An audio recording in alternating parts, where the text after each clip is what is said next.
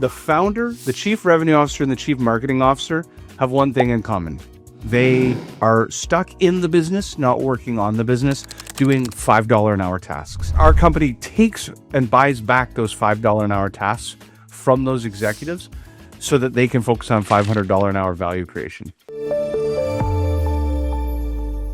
Good morning. This is Julian Castelli, and welcome to the Growth Elevated Leadership Podcast, where each week I talk with inspirational entrepreneurs and leaders in the tech industry. Past guests have included CEOs and CXOs of great companies like Workfront, CHG Healthcare, Pathology Watch, the San Francisco 49ers, and many more. This episode is brought to you by Growth Elevated. We are a community of tech founders, CEOs, and CXOs who are committed to working together to share best practices and learnings in an effort to help all of us become better leaders. We do this through educational programs like this podcast, as well as our blog, and of course, our annual Ski and Tech Summit, where we bring leaders to beautiful Park City, Utah to enjoy the camaraderie and collaboration in the beautiful mountains. So if you enjoy skiing in the outdoors or you enjoy networking and working with tech leaders, check us out at growthelevated.com. And please subscribe to this podcast wherever you listen to your podcasts. Today, I'm super excited to be welcoming Jamie Shanks to the program. Jamie is a serial entrepreneur, and I'm going to share his bio the way he wrote it. So in the league of B2B sales, Jamie's career leads like a highlight reel. He's logged 2 base hits with his first 7-figure agencies, executed a perfect sacrifice bunt by merging his IP into pipeline signals, and survived 3 strikeouts that only sharpened his swing. Now he's back at the plate with his new company, Get Levrg, looking to knock it out of the park by helping founders trade their $5 foul balls for $500 of home run value creation. So, Jamie, that was a riff on your LinkedIn, which is all about baseball. But let me give you the full introduction. So, Jamie has founded 3 7-figure agencies. He's a pioneer in the field of social selling. As the CEO of Get Levrg, he currently helps founders and CEOs scale by optimizing offshore talent and buying back high-value time for low-cost tasks. Jamie previously served as CEO of Sales for Life, where he trained over 250,000 sellers worldwide, and authored the best-selling books Social Selling Mastery and Spear Selling. So he has a deep expertise in revenue and go-to-market. He's a thought leader, and he's also a innovator in helping entrepreneurial companies get more with less. Lots to talk about, Jamie. Welcome to the program. Thank you so much for having me.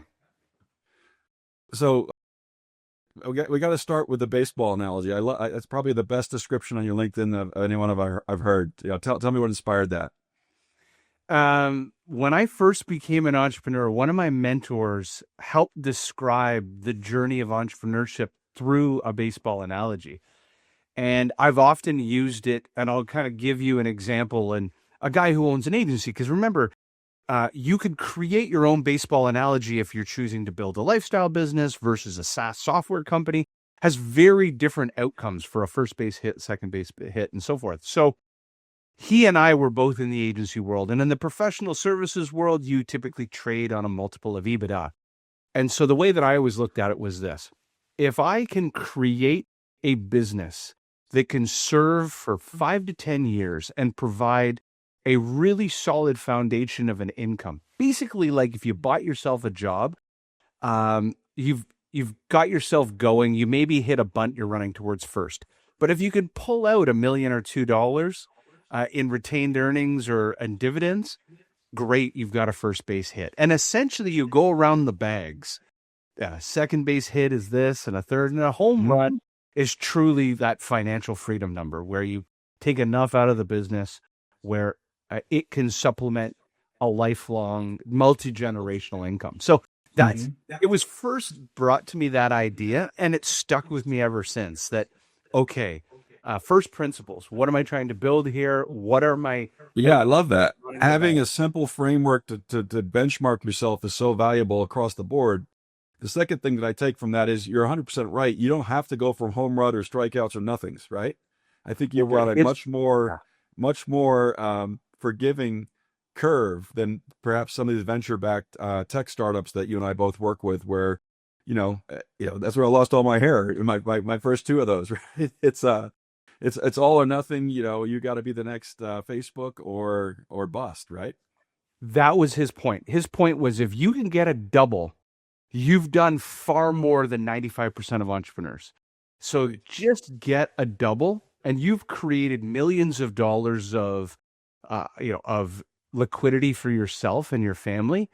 The triple and the quadruple, the home run, everybody wants to hit a home run. Everyone's shooting for it. Of course, everyone wants to. Percentage chance, get the double. Yeah. Yeah. Well, and that's so critical. And then the other thing is like to be proud of your strikeouts. Everyone's going to have some strikeouts, right? I think there's the tendency to try to to bury those and say, hey, those never happened. But like it's those at bats that help you get the next base hit and give you the inspiration for the the eventual home run, right? Yeah. And I wouldn't be in this position to be at bat and to know I've already put myself in a position where I'm already past first base. And so how do I get to I wouldn't be in the position to even be staring at second right now if it wasn't for a couple failures. Yeah, absolutely. And your latest business, Get Levrg, seems like you're racing around first or second and picking up some speed. So let's talk about Get Levrg. What was your inspiration to start with what it is, and then tell us the story about how you started it, please? Sure. Get Levrg is a go-to-market agency that tackles the $5 an hour tasks for small to medium business. So our customers are founder-led customers, typically between 1 and 500 employees, and they're all resource constrained. And what happens... Yeah, that's a common theme for everyone we talk to at Growth Elevated, right? Exactly. No one has enough time in the day. The founder, the chief revenue officer, and the chief marketing officer have one thing in common. They are stuck in the business, not working on the business, doing $5 an hour tasks. So they have themselves or their small team working on things that here in North America are not value accretive. And so unfortunately, somebody has to do it. And so our company takes and buys back those $5 an hour tasks from those executives so that they can focus on $500 an hour value creation. It was created because in my first agency, Sales for Life, all of my customers were global enterprise at that time. And myself, we were 27 employees, multi-million in revenue, and I was constantly getting pulled back in to the most mundane, rote mechanical tasks that I also didn't like. Yeah, because these are multi-step tasks, and that might be like 25 steps, and if 23 is not done, the whole thing doesn't work. Right? 100%. And all of our customers are global enterprise. And I watched even at the biggest companies, the chief revenue officer, the chief marketing officer, they were getting pulled into all the $5 an hour tasks as well. But I also recognized that while it was great to be paid by Microsoft and Oracle and Intel, my true love was dealing with my akin founder. And I kept saying to myself, like, my founder friends were asking about offshoring best practices because to answer your question, what I started to do to improve the gross margins and the cost of customer acquisition in my own agency was I started using offshore talent because I recognized... Okay, so you tried before you built. I tried, and I built a team in the Philippines and I built a team in Bangladesh I had a team in the Philippines that did customer success and basically everything customer facing. And I had a team in Bangladesh doing all the marketing function. So what was happening is my founder friends were really curious how I was accomplishing this offshore. And I also recognized that, like my founder friends, every entrepreneur I kept meeting was rooted in this, had the same problems. Yeah, they're burying in more and more work, right? It's not taking off with leverage. 100%. And I wanted to have conversations with my peers. And the bureaucracy of the global enterprise was less interesting to me. And so I decided I wanted to create an agency focused on my friends, the founder, and it would serve in the thing that was adding so much value in my business. And that's kind of where I wrote the business plan, ironically, in 2019 to Get Levrg. But then this weird thing called COVID happened, and I threw it in a drawer for a couple of years. And was COVID a positive for offshoring or neutral or negative? What it did, so offshoring agencies appeared out of thin air during COVID, but what it proved is the thesis that I live in Toronto, Canada. The talent pool in Toronto was unnecessary. when I could hire somebody in Toledo or I could hire somebody in Taiwan. Long of the short is what COVID proved is it didn't matter where on planet Earth you were working, you could work from anywhere. And that accelerated the concept of labor. It really did. It really did. The concept of everyone's on your screen in a window versus in the office, right? Yeah. And where are your offshore resources located? How did you choose where to get your offshore resources, and how has the talent pool internationally evolved over the last five years? So had two teams, one in the Philippines and one in Bangladesh, and both fantastic. Both offer different value propositions. And then as I decided I wanted to create a business around this, you have a moment where you need to create a bit of a moat or a competitive differentiation. The Philippines has had multi-generations of offshoring. And Right. so for me to I've been come hearing in about that a lot longer than Bangladesh. Yeah. 100%. So you're now swimming in a red ocean. What Bangladesh offered was immense labor arbitrage in comparison to the Philippines, number one. But number two, you're now hiring the first generation working in multinational companies. So you have easier to attract talent, easier to attain talent, much more pliable to evolve and change because you're not situated with years and years of working at other agencies and forming bad habits. You could mold the talent to exactly what you wanted. And so Bangladesh it was. And That it's was work. the best bet we've ever made. That's exciting. And how is AI played into the whole evaluation? As you think through both outsourcing, is AI going to help you with outsourcing, or is it a threat to your business? It's absolutely going to help. Here's why. When we set up the business, we had some fundamental first principles we wanted to root ourselves around. And we did not want to get rooted on headcount hiring, nor on hours of the day. We wanted to root it on outcomes.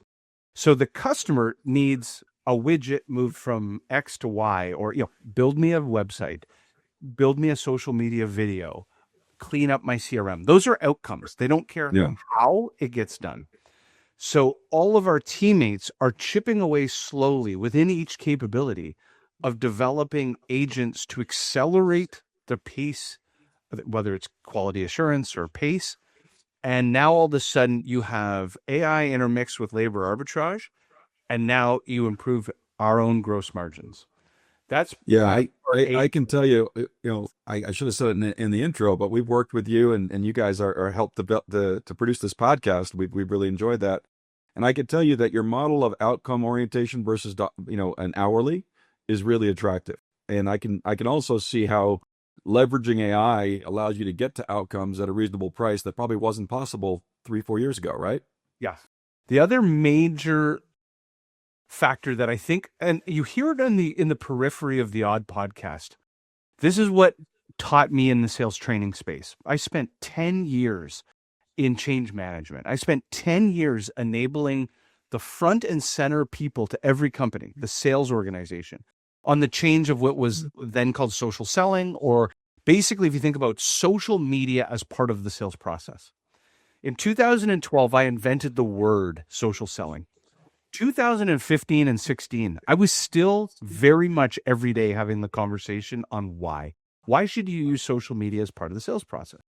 2020, we're still getting companies and their sellers on LinkedIn for the very first time. What this taught me, and I'll always remember a long curve of adoption. A long curve of adoption. There was an executive from Eloqua, one of the very first marketing automation tools. And she taught me that marketing automation by Eloqua was invented in the 2000s, the early 2000s. Fast forward 15 years later, at that time, 2015, the percentage of world adoption of marketing automation was a decimal point of all marketing organizations. The year 2025, we still encounter companies every day never use marketing automation a day in their life. So it's the human adoption that I think is the slowest part of the AI curve. Why that's important is I have an army of young, talented people that are learning outcome-based AI, whether it's the language model, if it's building the workflows and processes, building the outcome-based products. I've got 4 AI agents being built right now just in our sales team. So what that does is the average executive at a larger company in the future will just say, like, I don't have time to go learn and build this. They just want the outcomes, and my team will have already built those outcomes. I think you're at a really valuable point because I talk to CEOs, CXOs every day, and I just put something on on LinkedIn as like they're busy and they've got now this almost like this elephant on their back of learning AI and using AI more. And of course, everyone needs to do that, but the ability to have a team that is efficient and trained with the tools to accelerate your adoption of AI and actually to learn from that team is as a multi factor benefit. Here's the biggest advice I can give to an executive. As a guy who's a non-technical founder, I have 4 agents, all in different parts of my sales organization. One of them I was reviewing this morning. So as an example, we just released it a week ago. It monitors every single email, Slack, and Monday.com conversation. And it basically starts a stopwatch. The second a customer emails or Slacks or messages, it starts a timer on how long against our SLAs are we responding to messages. It shows a 24-hour timeline of where we have gaps in response times. It shows it by CSM and account manager, all this great data. Long of the short is you as an executive, you're the architect. So how do we build agents? I am the one that has 20 years experience of understanding the situation, the challenge, the opportunity, the resolution. I architect by visualizing what does my brain envision we need to do to be able to get to the outcomes. I want rapid response for my customer. Then you have internal young teammates who are using, as an example, a lot of our agents are based in Gemini because we're a Google backend, are actually the ones building out the brain, the language model, or using the language model intermixed with the workflows, visualizing it and turning it to life. So the you as the individual executive learning the intricacies of RAG, which is like how a language model retrieves information, that's kind of valuable to you, but what's more valuable is you using your nascent knowledge of 20, 30 years experience, visualizing, this is what my brain would want, you go build it.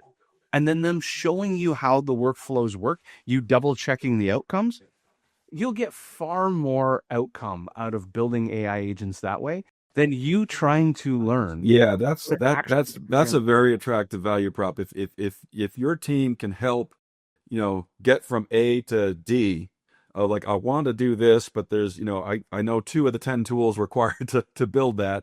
Let's get to the outcome. That's a really great value proposition right now where I know everybody has some set of those letters they haven't mastered yet. Like, I've got stickies all over my desk, with reminders to learn this and watch this, the next tutorial, and I got to learn, but I can't learn fast enough. And I want to put these things in my business today. Is that where you solve problems? And so I have a documented list, and so we have an agent listening for response times. The next one that we just launched that's in beta right now is it listens to every sales call, whether that's a prospect, a customer, a monthly business review. And I've created a brain called Revenue OS and Service OS. And I've taken every sales methodology that is important to me as the brain. It takes the call, it scores the call, it gives coaching feedback to the CSM, the account manager. It allows them to ask questions, and it retrieves information around, here's what you should have done on that call. You forgot to book a meeting in a meeting. You forgot to ask them about this product. And so that's agent 2. Well, long of the short, it's got all these different agents. You, the executive, document what is it that I wish somebody could do in autopilot for me or that my brain thinks about in a process. Then you get somebody to build that process for you. But you have to visualize how it works. Yeah. And how do you bridge that gap between what the executive wants, and then you've got your team members who are cranking it out, but then that iteration and that normalization to get to the right outcome and the equilibrium What's that process like? For me, I literally draw it on a sheet of paper with a pen, and I show how my brain thinks in a either like in a sequence or a linear fashion. So it basically, let's use this real life example of we call it call coaching and analysis. So you first need to create a brain that understands sales methodologies the same way my brain works. So you Right. visualize this thing on the side that says something's got to go through a brain to figure out, was this a good call or a bad call? So the next thing is, okay, so you start at the top. Every call of ours is recorded in Google and it goes auto fed into Google Drive and Gemini. Great. That's the starting point. We have a transcript and we have a video. We scale down, it's got to go into the brain and it needs to go through a learning model and a grading rubric. So what did I do? I built a scorecard. This is what good, bad, and ugly looks in every facet of a prospect call, of an onboarding call, of a customer call. And this is how my brain would say good, better, best. Because Mm-hmm. you have to develop that. That's your job as the executive. But if I'm that executive, are you going to provide me with those steps so I can go away and do that? Correct. I think it's irresponsible to think that the engineer, the 28-year-old who's an expert in AI modeling, will actually understand the workflows and processes of 30 years of sales knowledge. Right. So you actually have to be... So who provides that middle expertise? You, the executive. You have to show how your brain did critical thinking. That's actually the piece that's visualized. You're actually you're visualizing logic. Right. Well, my brain would do this. It needs to go into a brain.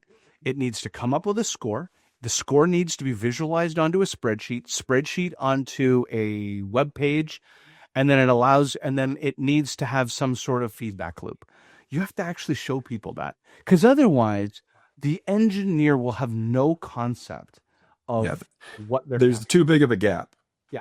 Right. They'll know how the tools work, but they won't know how a sales process works. Yeah. So it's really that product design or process design where the rubber hits the road in terms of building great things. And then having a team that is cost effective, time around the clock, benefit sometimes, and can build these tools. That sounds very attractive for a lot of companies that are trying to just get that next step for AI automation in their business. Sounds like a great way to accelerate that. 100%. It could be, and every part of the business. Think of recruiting and talent acquisition. Okay, we need to collect resumes. We need to screen for these things. We need to be able to conduct asynchronous first interviews through video that we don't have to be there. Like, all you do is you take a process that your brain naturally does all day long in a sequence, and you say, right, we are going to step by step walk through this and find ways for an agent to tackle these pieces. How much does this all cost? What's your pricing model?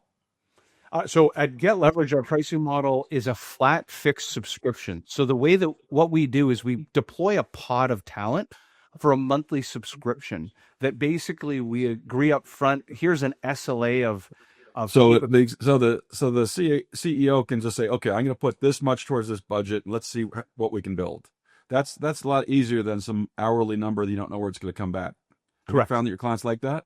They love it. The CFO loves it. And what is important to us, obviously, is the checks and balances of work coming in and under the original SLA. And that's why we have an account management team that can work on upsells and cross-sells. But it's us working in the background with a finance team and a service delivery operations team that's ensuring that we don't have too many people sitting on a bench, but we always have the talent ready to go. Right.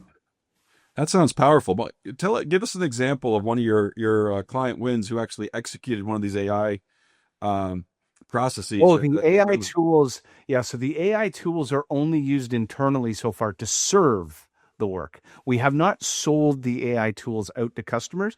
What we sell. No, but if an example of someone who said, "Hey, here's the process I want to build," and then you guys built the AI tools, and so now you're providing a blended service. You're providing an outcome service that is blended AI tools and human expertise, right? Oh, Is I that the see. way to Yeah. think about it? Yeah, I know. So, Yeah. so give me an example of something that you built for a group, in the go-to-market space that what I One of want to the do is let the listener understand, like, oh, I could build that. How much would it cost? I want to give them that example that might connect those dots. and maybe it's because of recency effect, but one of my favorites was because I'm a seller at heart, my brain always leads towards the left brain, sales data, CRM optimization, and so forth. We have a customer who, and I didn't know this, if you're a golfer, there's 18,000 golf courses in the United States. One of our customers is the management opcos that run hundreds or thousands of golf courses. I used to think when you would go to a golf course that it was not only owned by, Bill and Gene, but it was run by them. Well, it's actually not. There's many layers. The underlying soil landowner is typically owned by some wealthy LLC local residents that Mm-hmm. nobody knows who they are. Then they hire a management company that Okay, so like the hotel business kind of the thing hotel is business all different take layers over of the flags and entire golf operations and course. ownership of land. Okay. Exactly. And then they hire employees, which are like the general managers, the golf Yeah. pros, and so bit. So long of the short is this management company sells to the underlying soil owners, who Right. most of them are wealthy local residents who've created an LLC and have tried to hide themselves. Well, we built clay agents to go through court documents, municipal record registrants, uh, sewer and water bills that are all sitting in the public domain. And you can triangulate who are the underlying people who are the owners of the LLCs, because it's incredible how many of these LLCs. And this because that's the ICP for this That's company. the ICP. And so they had a problem, like this is a Identifying any unique of these this is people. a unique problem. They kind of explained it to you, like, hey, these are the hidden customers, but you can't find them. They're not in the shop. You would How do we get to them? And so you guys 100%. solved that problem with AI and ingenuity. 100%. So now we can identify, 1234 Ontario Limited LLC kind of thing is owned by three local people.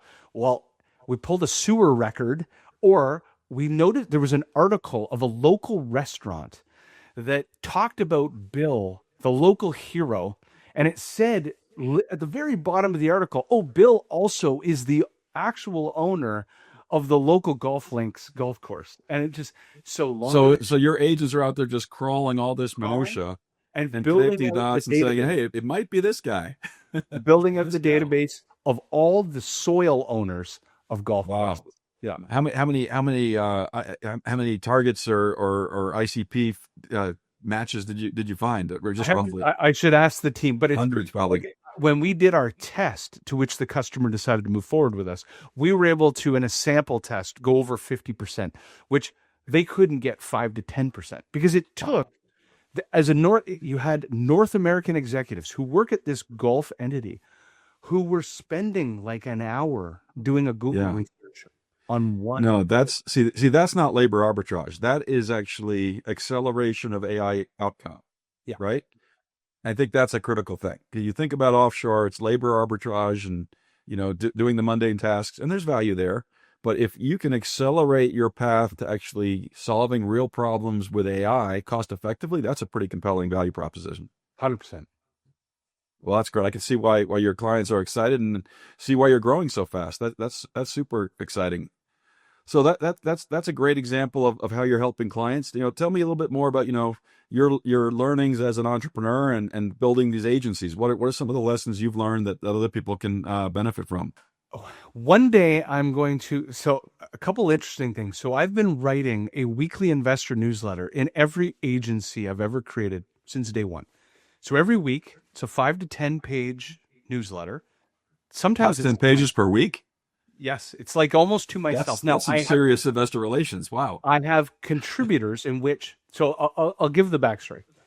Every head of each department, which thankfully now at Get Levrg, I have a head of everything except soon to be sales. I'm still leaving founder-led sales. But long and the short is everybody contributes to all the knowledge that goes into this weekly investor newsletter. This weekly investor newsletter is my way of absorbing, and because I ask them fundamental questions. What were the key wins of the week, key losses? Where are you finding roadblocks?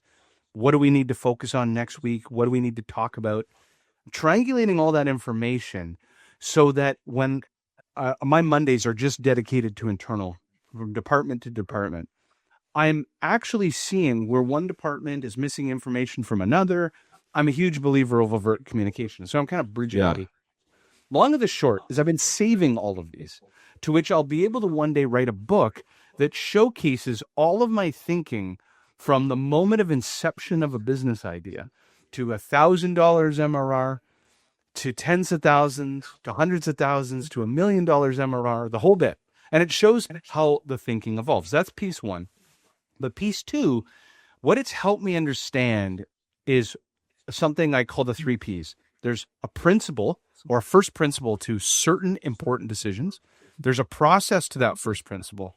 And then there's the platform to execute it. So I'll make this real for you. When I started Get Levrg, I vowed a first principle that I would never again have accounts receivables or what's called days sales outstanding.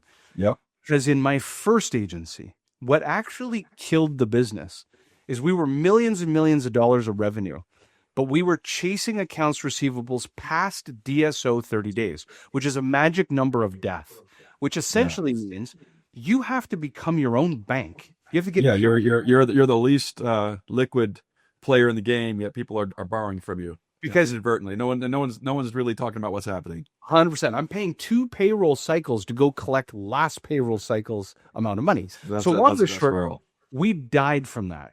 So I vowed a first principle. We would have days sales outstanding 0. So that's a first principle. A process is we are going to... And you do that by billing up front, a fixed fee. Billing up front. So you eliminate all the work of how many hours and what's the person, who was it, and what's their hourly rate. And we would only take by one source through a credit card. And then, so from a platform standpoint... So you're not chasing it. We did Stripe. Just that problem alone. Think about that challenge across the economy. How many people have that problem? It's huge. Well, here's the outcome.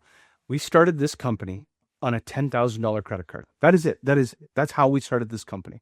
And now this company is 115 employees. So we used positive cash flow cycles to build the whole thing. And it was built on a first principle of getting my ass kicked in a previous business. That's why those strikeouts matter, right? You learn, and now you've got this nugget of expertise that you're leveraging for your own business, but you can teach other people. And that's where first principles and sticking to those, and that's something that it's taught me. I'm 47 years old. It's taken me a long time to understand that you have to document some core first principles that can never be broken. And then you just build a process around it and platforms to execute against it. And it's amazing. If your bets are right in those first principles, you'll go far. Well, Jamie, I think you're demonstrating why you make a great partner to other entrepreneurs, because you've been in their shoes. You're applying first principles. You're learning. You're making things better in your business, and you're helping other people with their business. So where can people find you and find Get Levrg if they want to learn more?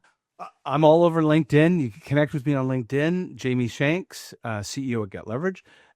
You can go to our website. Get Levrg is spelled off. It's get, G-E-T, and then levrg.com. levrg.com. Get Levrg. A play on. Awesome. Well, we've enjoyed having you on here, and I look forward to continuing the conversation offline. But thanks for joining us this morning. Thanks a lot. You take care. All right.